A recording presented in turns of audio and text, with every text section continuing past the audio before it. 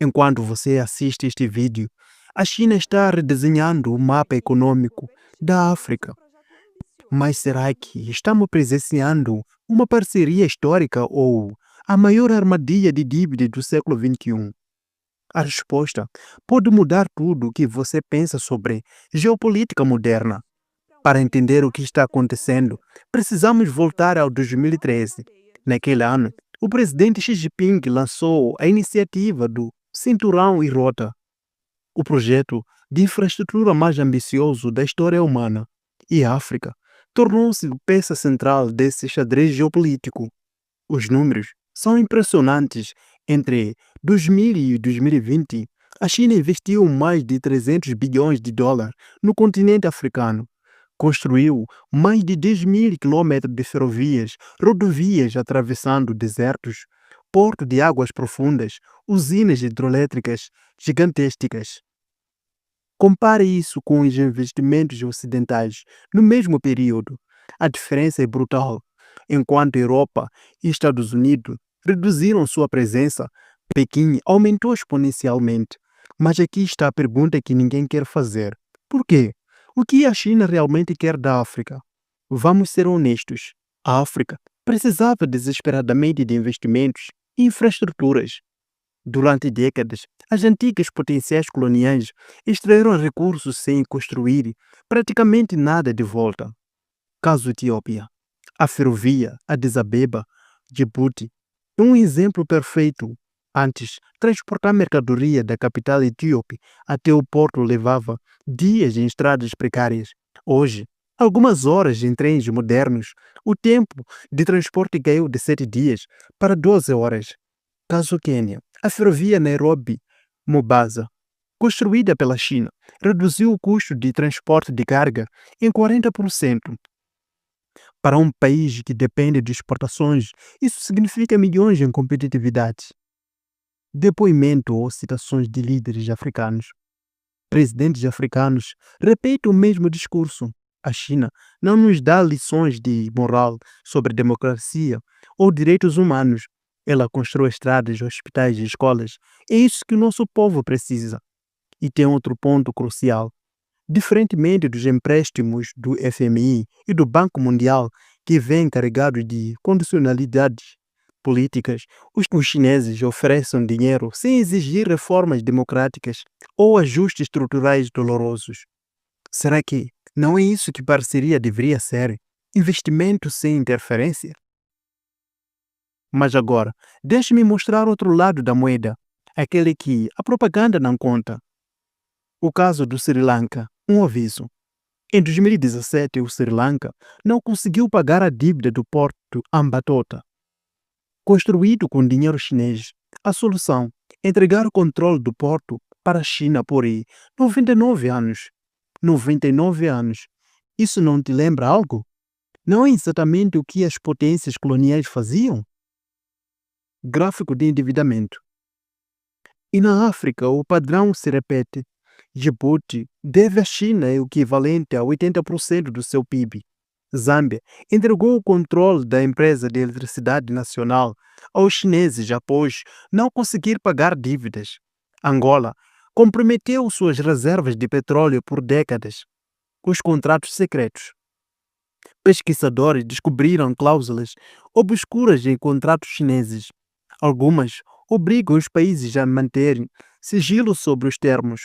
Outras incluem a renúncia à soberania em caso de disputas, que devem ser resolvidas em tribunais chineses sob lei chinesa.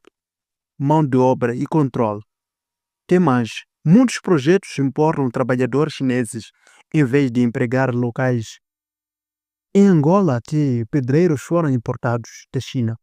As comunidades locais veem as estradas sendo construídas, mas não os empregos chegando. Exploração de recursos.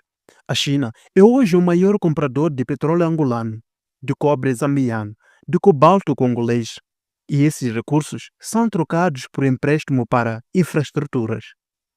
É um ciclo. Empresas chinesas constroem com dinheiro chinês, usando trabalhadores chineses e depois extraem recursos para pagar a dívida. Isso não parece suspeita familiar? A dimensão geopolítica. Mas o jogo é ainda maior do que a economia. É sobre poder global, bases militares. A China estabeleceu sua primeira base militar no exterior em Djibouti, em 2017. Não por acaso, fica ao lado da maior base militar americana na África. É uma mensagem clara. Votos na ONU. Países africanos representam 54 votos nas Nações Unidas. E quando questões sobre direitos humanos na China aparecem, a maioria dos africanos vota com Pequim. Coincidência? Dificilmente. O novo sistema global. A China não está apenas investindo em África, está criando um sistema paralelo à ordem liderada pelo Ocidente desde 1945. Instituições como o Banco Asiático de Investimento, infraestrutura, tratados comerciais bilaterais, até sistema de pagamento alternativos ao dólar. A África é o campo de teste para um mundo pós-hegemonia americana. A perspectiva africana, agência ou submissão. Mas espera, toda essa narrativa tem um problema fundamental. Trata os africanos como vítimas, passivas, sem agência própria. E isso é tão problemático quanto o próprio neocolonialismo. A realidade é complexa. Líderes africanos não são ingênuos. Muitos sabem exatamente o que estão fazendo. Paulo Kagame de Ruanda jogou China contra potências ocidentais para conseguir os melhores termos. O Botswana negocia duramente cada contrato. Reavaliações recentes. E quando as coisas apertam, países estão renegociando. A Zâmbia recentemente conseguiu reestruturar 6 bilhões de dívidas. A Tanzânia cancelou o contrato de um porto por considerar as condições inaceitáveis.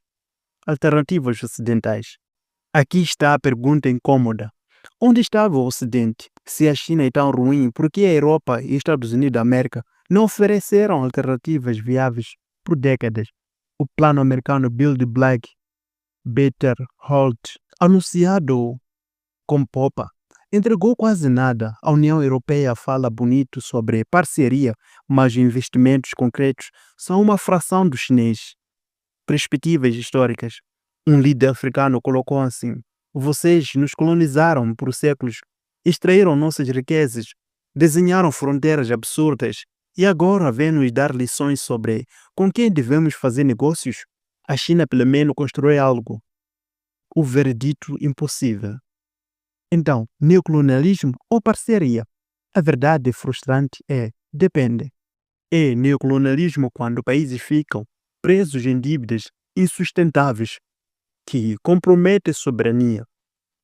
Contratos contêm cláusulas secretas que violam interesses públicos. Recursos naturais são extraídos sem benefício local real. Trabalhadores chineses substituem totalmente mão de obra local. Projetos servem interesses estratégicos chineses, não desenvolvimento genuíno. É parceria quando infraestrutura crítica é construída que, de outro modo, não existiria. Países conseguem negociar termos justos e transparentes. Tecnologia e conhecimento são transferidos para a população local. Projetos criam emprego e desenvolvem capacidade doméstica. Nações africanas usam a competição entre potências para seu benefício. A realidade, na maioria dos casos, é uma mistura caótica dos dois. O que mudou?